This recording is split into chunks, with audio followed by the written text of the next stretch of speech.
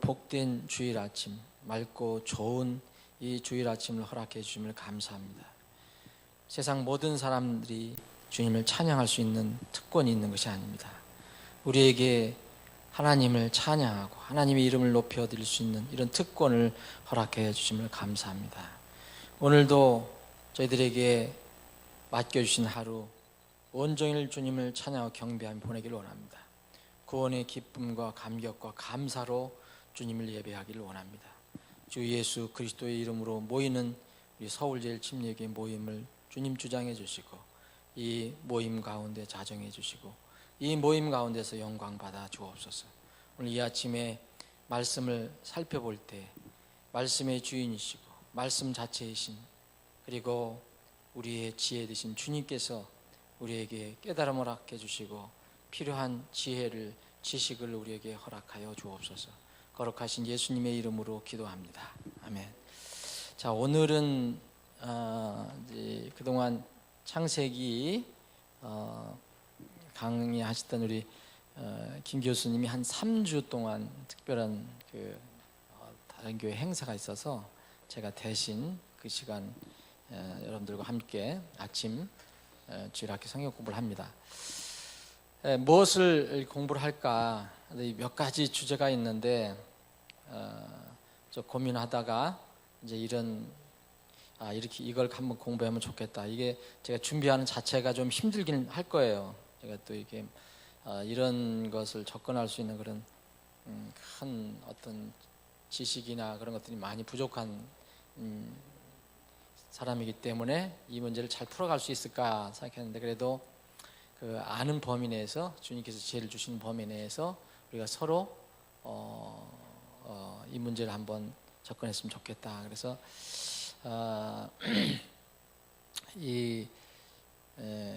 우리가 큰 교훈을 얻었잖아요. 이제 그 성경에 대해서 긍정적이든 부정적이든 큰 교훈을 얻었는데 우리가 가지고 있는 성경, 우리가 믿는 성경, 하나님께서 우리에게 주신 그 말씀이 과연 우리가 온전히 우리의 마음을 이렇게 다해서 정말 이게 하나님 말씀인가 이런 때로는 그런 거에 관해서 어려움을 겪기도 했는데 이 문제를 조금 더 도움이 되는 것이 무엇일까 생각하다가 흔히 이제 우리가 성경에서 어떤 이건 잘못된 것이다, 성경이 잘못된 것이다, 아니면 이건 정말 이게 이해가 안 된다, 왜 이거 앞뒤가 안 맞냐, 뭐 이런 것들이 꽤 있습니다, 성경에. 그래서 그 부분을 좀 우리가 다는 이렇게 다룰 수는 없고 그런 부분을 이렇게 할 수 있는 그런 주제를 우리가 선택을 해서 한번 공부를 해보려고 합니다. 그래서 언제까지 이렇게 이걸 다룰 수 있을지 모르지만 그리고 어느 범위까지 할 수 있을지 모르지만 할 수 있는 대로, 그래서 여러분들이 혹시 그런 것이 있으면 주제를 놓고 이건 이해가 안 되고 틀린 것 같다라든지 그런 거 있으면 저한테 제시를 해주시면 제가 아는 범위 내에서 그리고 자료를 찾아서 한번 공부를 해보려고 합니다.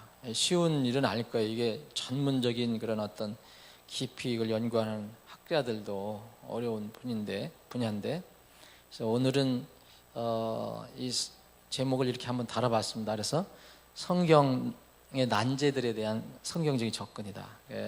성경이 분명히 어떤 사람들이 성경을 안 믿는 사람들은 오류라라고, 성경 숫자 안 믿는 사람들은 성경에 문제가 있다 얘기하고요. 또 조금 더 이렇게 부드럽게 얘기하면 좀 풀기 어렵다, 이해하기 어렵다. 그래서 난제라고도 얘기합니다. 그래서 우리는 난제라는 말로 이렇게 용어를 써봤습니다. 용어를 써봤는데 그러면은 이 성경에서 우리가 성경을 읽을 때 이게 좀 이해가 안 된다, 이거는 앞뒤가 안 맞는 것 같다, 이런 것이 우리에게 왔을 때 어떻게 그것을 우리가 접근하느냐도 성경적인 접근이 필요합니다. 세상적인 방법의 접근이 아니고요. 그래서 성경의 난제들에 대한 성경적 접근이라는 이런 타이틀을 한번 만들어 봤습니다. 그래서 오늘 이제 앞에 왜 이것이 필요하냐, 이게 전제를 좀 살펴보고 주제는 난제는 하나만 한번 살펴보겠습니다. 예를 들어서 하나만. 그래서 시간 될 때마다 제가 그것을 준비해서 정리를 해보겠습니다. 아마 이게 언제까지일지 모르지만 제가 시간이 있는 한 또 이게 잘 이렇게 하게 되면 나중에 이것을 또 정리를 하면 도움이 될 수도 있을 것입니다. 그 시중에도 이거에 관련된 이런 많은 학자들이 쓴 책들이 여러분들이 찾아보면 있습니다. 제가 또 가지고 있는데 또 이게 서로 학자들마다 좀 다르고 또 접근할 때 이 킹제임스 성경을 안 쓰고 이렇게 접근하는 경우가 있어요. 그러니까 여러 성경이 다 이렇게 맞는 그런 그 믿음을 가지고 접근하는 분들이 분석한 거는 우리가 좀 받아들이기가 어렵습니다. 그래서 우리는 하나님께서 분명하게 보존해 주신 말씀이 우리에게 있다. 이걸 전제로 해서 그 성경 말씀을 가지고 접근을 해보려고 합니다. 여러분들이 아시겠지만 우리가 가지고 있는 이 성경, 이 신구약 성경으로 묶여 있는 성경은 어떻습니까, 여러분? 이게 어떤 사람들이 얘기하는 비밀스러운 교를 하는 사람들도 있거든요. 그런 사람들이 생각하는 것처럼 이것은 비밀 문서가 아닙니다. 이거는 여러분들 이게 비밀 문서가 아니잖아요. 그리고 이 고차원적인 그런 학문이나 고도의 기술 서적도 아닙니다. 성경은 우리가 가지고 있는 것이 여기 성경 안에는 우리 사람과 관련된 모든 분야가 다 담겨 있어요. 없는 게 없다고 저는 생각합니다. 그럼에도 불구하고 특정한 분야의 전문 서적이 아닙니다. 성경은 여기 성경에는 제가 좋아하는 문학도 들어있어요. 여기 안에 여러분 시가서는 문학의 한 종류입니다. 분명히 성경에 문학이 있습니다. 그러나 문학 서적은 아닙니다. 여기 시도 있고 산문도 있지만 이건 수필집도 아니고 시도 아닙니다. 시집도 아닙니다. 하나님 말씀 안에 문학적인 요소가 있는 겁니다. 여기 분명히 예술도 있습니다. 여러분. 음악도 있습니다. 그러나 예술 서적도 아니고 음악 전문 책도 아닙니다. 여기는 또 저는 과학은 잘 모르지만 과학도 많이 들어있습니다. 그런데 과학책도 아닙니다. 성경은. 정치와 문화도 있어요. 정치에 관련된 게 많이 있잖아요, 여러분. 문화도 있어요. 심지어는 여러분 스포츠도 있어요. 여러분들이 좋아하시는 스포츠도 여기 안에 있습니다. 그런데 이것은 그렇다고 해서 무슨 사회과학 책도 아니고 스포츠 서적도 아닙니다. 당연하죠. 인간에 관련돼서 여러분들과 저의 삶에 관련된 모든 분야가 거의 다 언급되어 있지만 그것을 전문적으로 다루는 게 아니고 우리에게 필요한 분야와 그 내용, 그래서 어떻게 얘기하냐면 하나님께서 우리에게 얘기하실 때는 우리의 생명에 관련된 말씀을 담아놓으신 책입니다. 생명에 관련된. 그러다 보니까 생명 관련된 거니까 문학도 있을 수 있고 기술도 있을 수 있고 학문도 있을 수 있고 때로는 정치도 있을 수 있고 과학도 있을 수 있는 거죠. 그러나 어디까지나 그것은 전문 서적이 아니고 우리의 생명, 우리의 미래 이거에 관련된 말씀이 기록된 것입니다. 그러면 이 필요한 분야가 무슨 분야냐? 우리가 생각하면 여러분들이 사회과학 쪽을 좋아하시면 사회과학 내용이 더 많이 들어있고 문학이 좋아하시면 문학 내용이 더 많이 들어있고 그걸 원하실 수 있겠지만 사람이 판단해서 필요한 부분이 담겨진 게 아니고요. 창조주 하나님께서 피조물 사람들에게 필요하다고 여기시는 내용만을 기록해 주신 거예요. 우리가 사람이 이건 어디까지나 하나님의 말씀이라 했잖아요. 하나님의 말씀 우리가 가지고 사용하잖아요. 이것은 하나님께서 판단하시기에 가장 필요한 부분을 여기다가 넣어 주신 것이죠. 그 창조자 하나님께서 우리는 피조물인데 피조물 사람들에게 필요하다고 여기시는 내용만을 여기다 기록해 주신 하나님의 책입니다. 그러면 하나님께서는 피조물을 사랑하시고 또 모든 사람이 구원받기를 원하시고 진리를 아는 데 이르기를 원하시는 것이 하나님의 마음이라고 했는데, 그러면 이 사람의 생명에 필요한 내용이 여기에 들어있다면 어떤 사람이든지 차별 없이 누구나 접근할 수 있어야 된다는 거죠. 성경은 누구나 알고 또 소유할 수 있는 내용이 들어있어야 되죠. 성경은 물론 성경은 누구나 다 읽는다고 이제 다 알고 이해하는 것은 아닙니다. 분명히 읽는 사람의 영적인 상태하고 또 심리적인 상태에 따라서 또 차이가 나요. 분명히 여러분들이 성경을 예수님께서 말씀을 해주실 때에 기록된 말씀을 해주셨을 때 어떤 사람은 이해를 하고 그 자리에서 어떤 사람은 이해를 못합니다.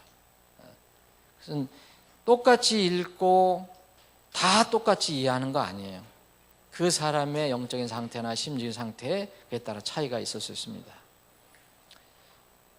어떤 경우라도 신앙적으로 아주 뛰어나거나 학문적으로 아주 뛰어난 사람이라도 여러분들이 가지고 있는 성경, 이 성경을 모두 완벽하게 이해할 수 있는 사람은 지상에 한 사람도 없습니다. 이걸 잘 생각하셔야 됩니다. 그래서 사람들이 이걸 모르니까 또 넘어져 갖고 교만해서 나중에 멸망을 당하고 아니면 이상한 방향으로 흘러가서 하나님과 멀어지거나 자기가 하나님처럼 되는 경우가 많습니다.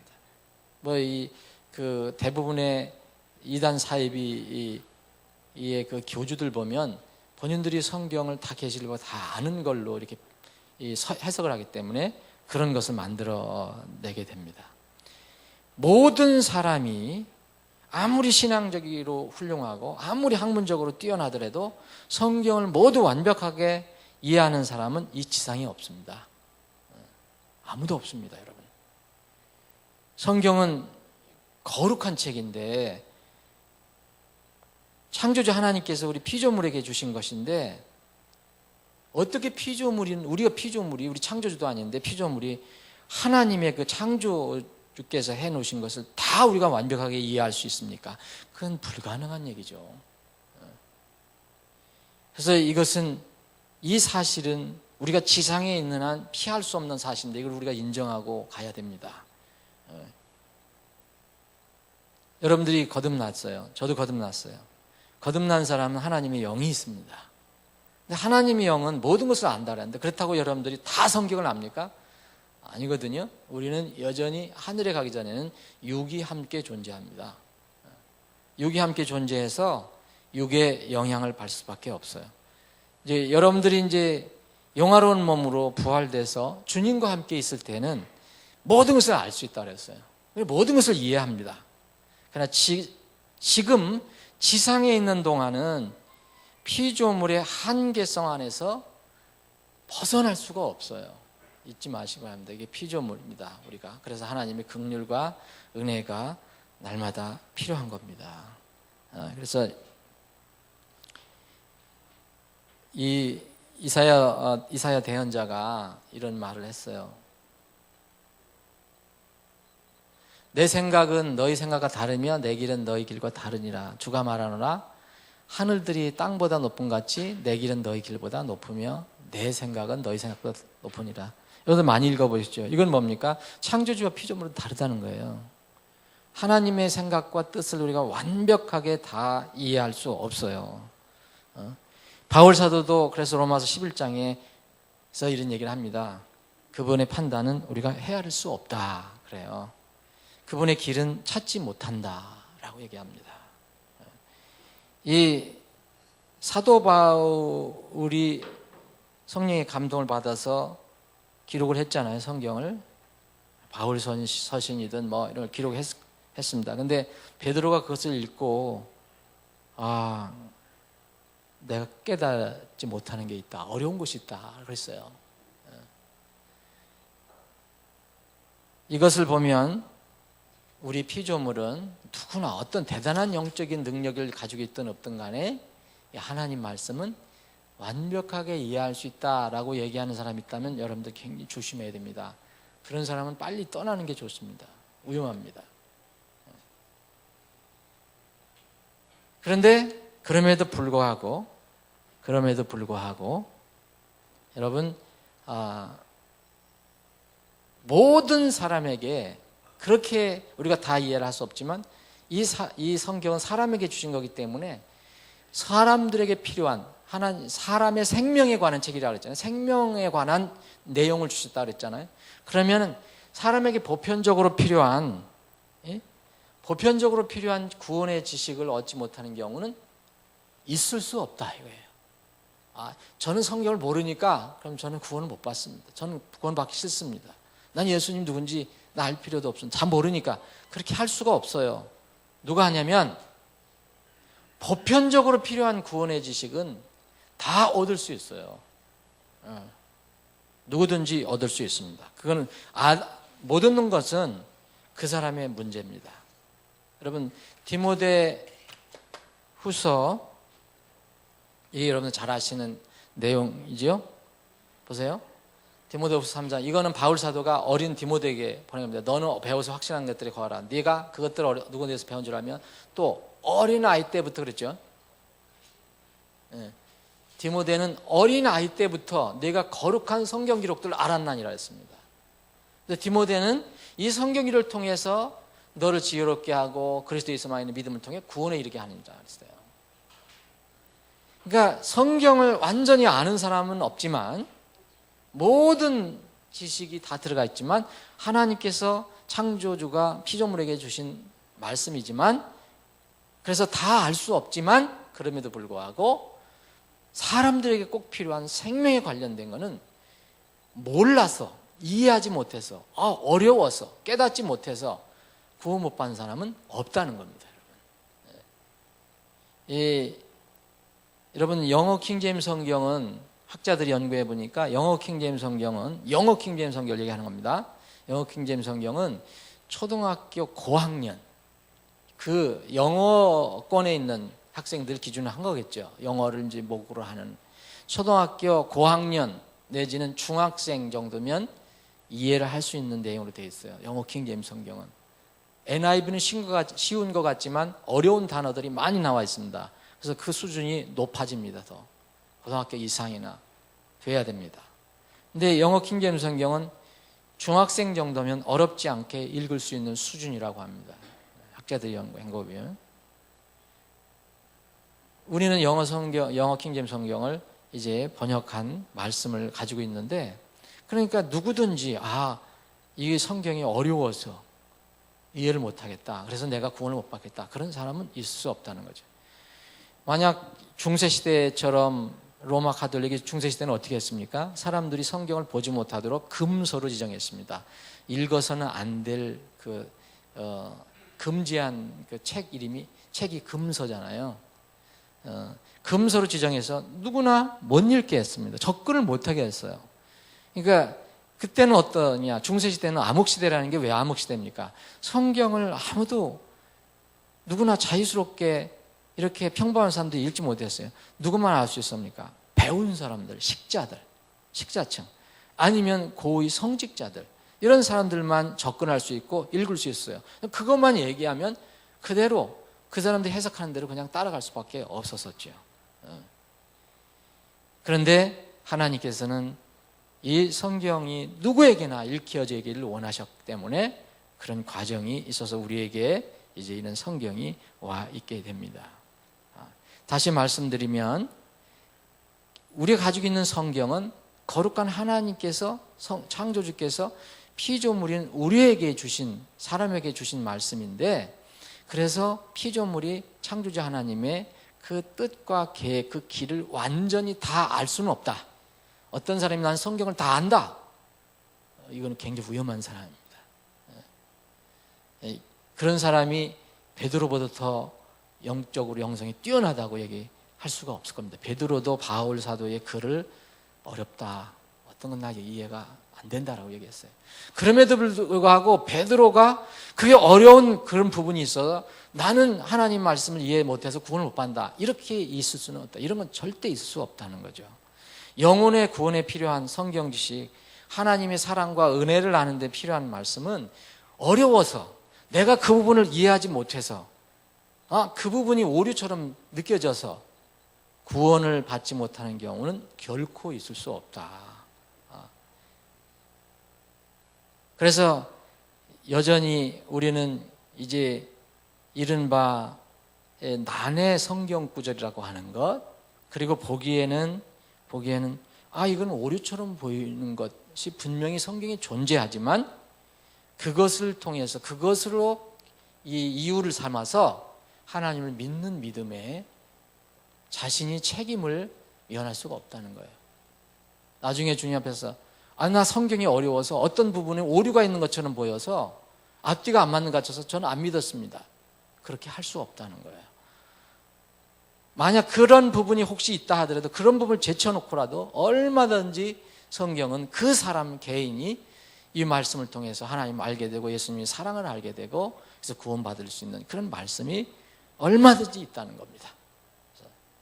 그래서 성경에 관한 우리가 태도를 한번 생각해야 합니다. 그래서 성경은 우리가 겸손하게 성경을 대해야 되는데 성경 교사들은 더 말할 것도 없습니다. 특히 성경 교사들. 고린도전서 8장 2절에 보면 만약 어떤 사람이 자기가 무엇을 아는 줄로 생각하면 그랬어요. 사도 바울을 통해서 이렇게 성령 감동을 받은 사도 바울이 이렇게 말씀하셨어요. 만약 어떤 사람이 자기가 무엇을 아는 줄로 생각하면 그는 마땅히 알아야 할 바를 아직 못하는 것입니다. 아직 못하느니라. 모르고 있다라는 거 얘기입니다. 그러니까 이 마음의 태도가 얼마나 중요한가. 자, 그러면 우리가 이제 성경에서 볼 때 이런 난제들이 나오거든요.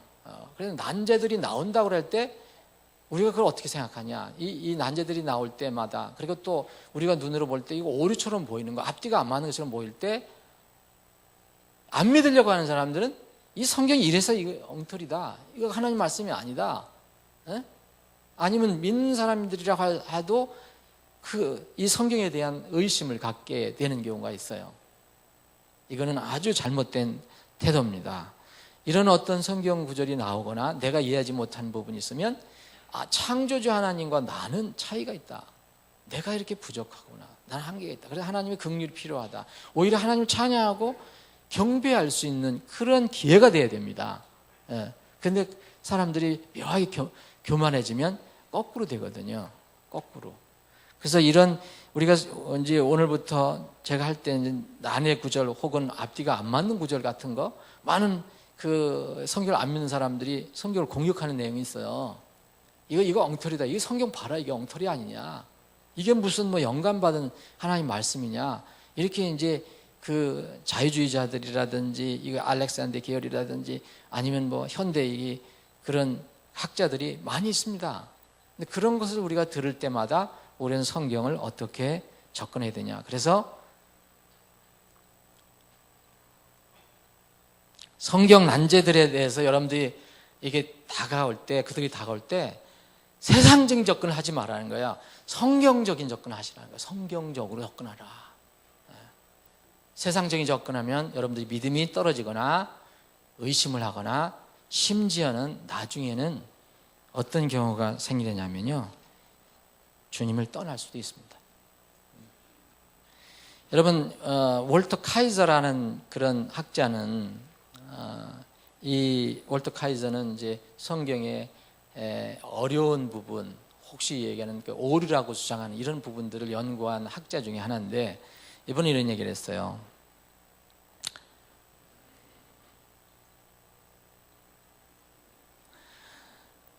이러한 불일치한 부분, 오류처럼 보이는 부분이 있다는 사실은 서로 다른 성경 필자들이 서로 공모한 사실이 없다는 사실에 강한 증거가 된다. 이게 무슨 얘기냐면요, 창세기하고 저쪽 뒤에 어떤 그 신약의 어떤 부분하고 안 맞는 것 같다, 이게 서로 딴소리를 한다, 이런 게 있다면 오히려 성경적으로 접근을 어떻게 할 때 이번 얘기로는 역설적으로 이게 다 이제 세상에 있잖아요. 사람들이 다 약속을 해서 이게 서로 공모를 해서 이게 만든 거 아니냐, 이게 무슨 하나님 말씀이냐, 사람들이 다 만든 거지, 그렇게 얘기를 하는데, 그렇게 틀리는 게 있으면 공모가 아니라는 거를 알으라는 거예요.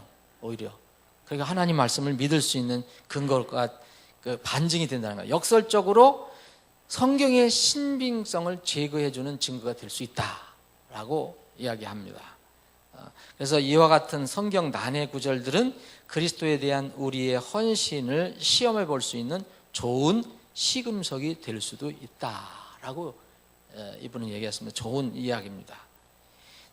성경에 내가 어려운 구절을 하나 만났다, 주제가 그런 어려운 주제가 있다고 해서 또 오류처럼 보이고 불일치한 부분이 있는 것처럼 보인다고 해서 내가 하나님을 부정하고 또 예수 그리스도를 믿는 믿음을 필요 없다고 그렇게 하는 구실이 될 수는 없다는 거예요.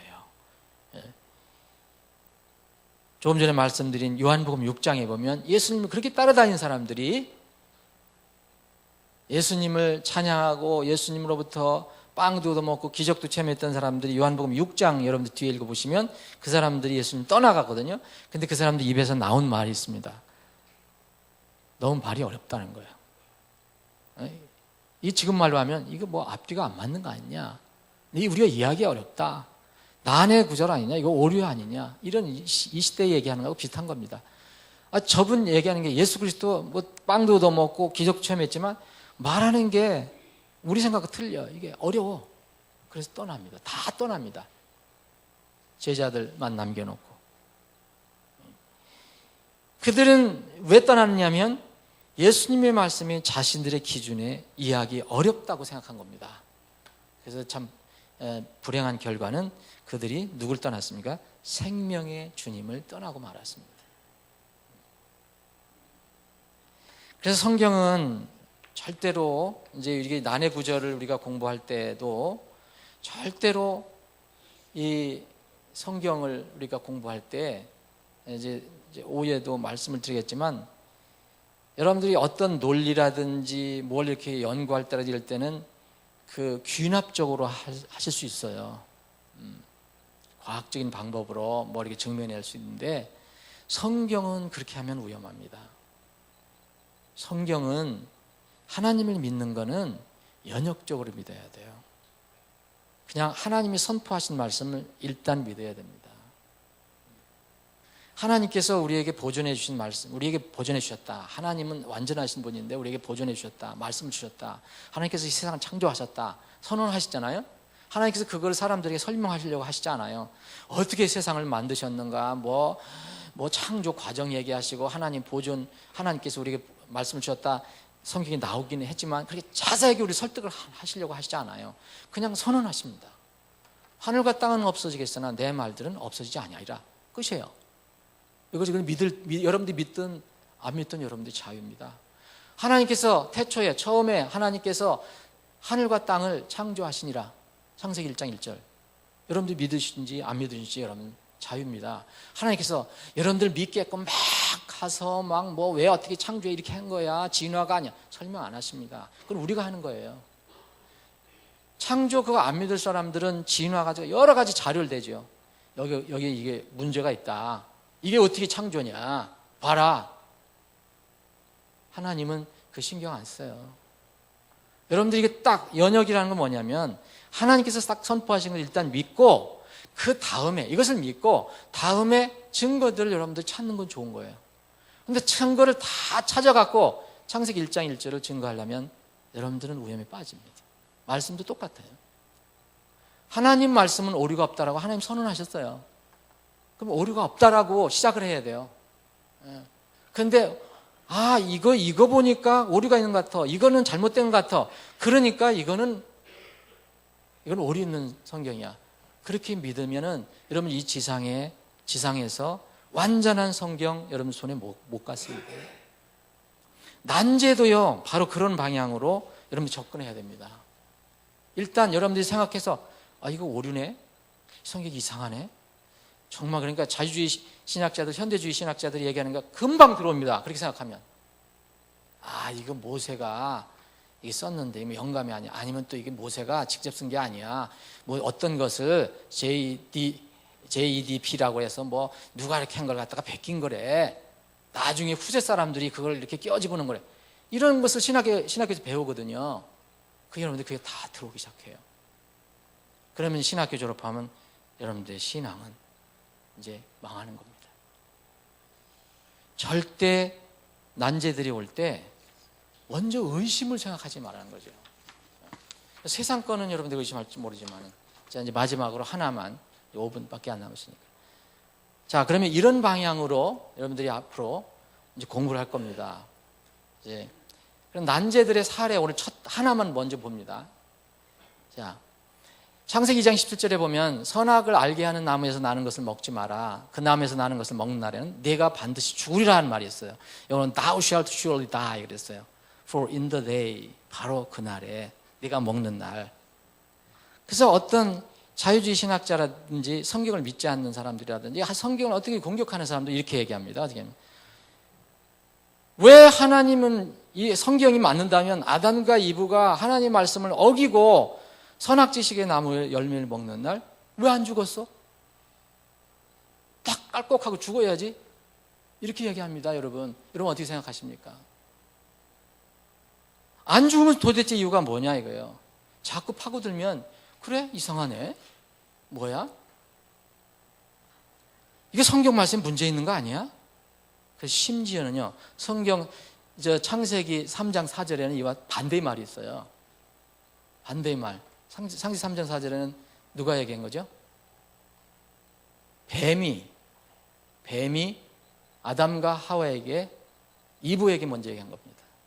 뭐라 했습니까? 거기는 너희는 반드시 죽지 아니하리라 그랬어요. 먹어도. 여러분 그러면 그 순간 딱 먹었어요? 근데 살았어요. 뱀 말이 더 맞는 거 아니냐? 이렇게 주장하는 사람도 있어요. 그렇죠? 여러분 이 구절을 이해하기 위해서 그래서 이런 생각을 하지 말라는 거죠. 아, 하나님 말씀은 우리 인간으로 때로는 우리 인간의 생각으로 함부로 얘기할 수 없다. 그래서 겸손해야 되는 거예요. 모르면 무릎을 꿇고 기다려야 되고요. 이 구절을 이해하기 위해서 몇 가지 구절의 의미 파악을 해야 됩니다. 첫 번째는 선악지식의 나무가 뭐냐 이거예요. 선악을 알게 하는 나무라고 우리는 번역했는데 원래 선악지식의 나무입니다. 선악지식의 나무. 이건 선악지식, 이건 무슨 마술적으로 신비적으로 딱 따먹으면 뭐 무슨 선악을 알게 한 지식을 알게 그런 뜻이 아닙니다. 그게 아니고 이것은 하나님께서 인간 대표에게 하나님이 계시다, 너는 피조물이라는 것을 알려주기 위해서 어떤 상징적으로 세워놓으신 그 나무라고 저는 생각합니다. 너는 저거를 먹으면 나한테 반역하는 거야. 이런 어떤 상징성이죠. 그것이 선악지식의 나무예요. 그리고 먹는 날이라는 것을 또 봐야 돼요. 먹는 날에 사람들이 합니다. 먹는 날에 먹었는데 왜 안 죽어? 그렇거든요. 근데 안 죽었잖아요. 먹는 날이라는 것은 우리도 그렇잖아요. 이거 히브리 관용어도 뭐냐면 행동을, 여기서 얘기하는 것은 행동을 하는 바로 즉시란 뜻이 아닙니다. 그때 그날의 행동으로 인해서 그 결과가 하나님 말씀대로 반드시 이루어진다는 그런 뜻이에요. 자, 무슨 얘기인지 아시죠? 그날 먹었잖아요. 이때부터 효력이 시작한 거예요. 이때부터 죽은 거랑 마찬가지예요. 이제 죽음이 시작되는 거예요. 그런 뜻으로 그런 행동을 하는 그날부터 이미 죽음은 정해진 겁니다. 요 시간부터. 그래서 너는 반드시 죽으리라는 거예요. 그리고 마지막 이 세 번째, 이거를 잘 이해해야 됩니다. 반드시 죽으리라는 거. 성경적인 죽음의 정의가 이 구절을 오해하지 않는데 아주 가장 중요합니다. 성경적인 죽음의 정의가 뭐냐 이거예요. 다시 말씀드립니다. 성경에 난제들이 있다면 성경적인 접근을 하란 말이에요. 우리 말과 생각, 뜻, 어떤 이게 내 생각으로 하지 말고 세상이 가르쳐주는 기준으로 하지 말고 성경적인 접근을 하라. 그러면 자, 성경적인 죽음의 정의가 있어요. 여러분들 죽음의 정의는 뭡니까? 그래서 죽는 거잖아요, 여러분. 아, 숨이 넘어가는 거, 병 들어 죽거나 뭐 때가 돼서 죽거나 이렇게 죽는 거죠. 그걸 죽는 거라고 그래요. 이거는 하나지 그게 온전한 정의가 아니에요. 성경적인 죽음의 정의를 여러분 잘 아시죠? 잘 설명, 시간이 이제 없으니까. 성경적인 죽음의 정의는 세 가지가 있습니다. 첫째는 육체적인 죽음, 둘째는 영적인 죽음이에요. 하나를 더 덧붙인다면, 만약 세 개라고 한다면 또 두 번째 죽음이라는 게 있어요. 둘째 사망. 이거 계시록 20장 14절에 나와 있는 거예요. 계시록 20장에 나와 있는데, 이때는 둘째 사망은 완전히 하나님과 분리돼서 영원히 죽는 걸 얘기해요. 근데 그때는 나중이라 하더라도 우선 두 가지 생각하면 영적인 죽음과 육체적인 죽음이 있어요. 성경은 분명히 그걸 얘기합니다. 그런데 성경에서는 이 두 가지 혹은 세 가지 죽음의 종류 중에서 뭘 가장 중요하게 생각하냐? 뭘 가장 중요하게 생각합니까, 여러분? 성경에서는 영적인 죽음입니다. 영적인 죽음. 하나님께서 아담에게 얘기하신 거, 이브에게 얘기하신 것은 바로 그걸 먼저 얘기하신 거예요. 근데 사람들은 인간의 생각으로, 육체가 왜 안 죽었어? 저 사람 왜 숨 쉬어? 하나님 말씀이 거짓이야? 뱀의 말이 맞아? 이건 하나님을 안 믿는 거죠. 성경이 접근이 아닙니다. 그래서 영적인 죽음을 성경에서 더 강조합니다. 그래서 영적으로 죽은 사람을 잠깐 육체적인 죽음을 어떻게 얘기합니까? 사실 육체적인 죽음은 성경에서는 죽음이라는 표현도 쓰지만 그 표현보다는 그 사람이 분명히 그리스도 안에서 영적으로 죽지 않았으면 뭐라고 씁니까? 성경에서는 용을 잔다라고 얘기하죠. 그래서 잔다라고 얘기하는 겁니다. 영적으로는 분명히 살았어요. 근데 육체로 죽었어요. 잔다라고 얘기합니다. 세상에서는 죽는다라고 얘기하잖아요. 이것을 분명히 우리가 이해를 해야 됩니다.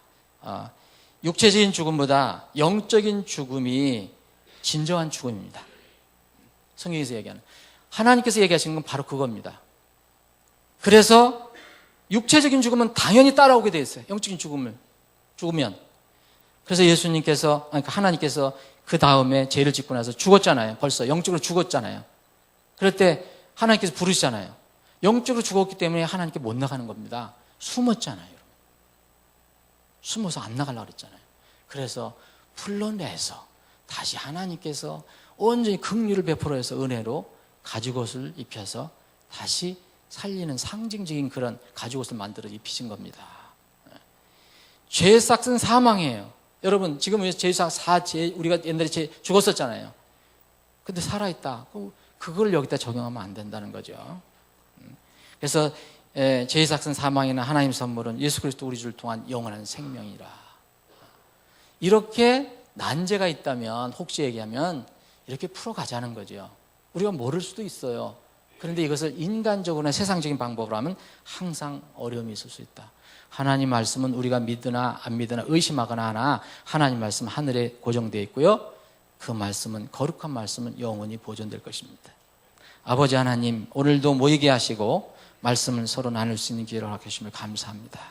이 시간 이후로 진행되는 모든 절차에 함께 하시고 이 절차를 통해서 주님 영광 받아 주옵소서. 우리는 기쁨과 찬양과 아름다운 경배의 시간이 되게 하여 주옵소서. 거룩하신 예수님의 이름으로 기도합니다. 아멘.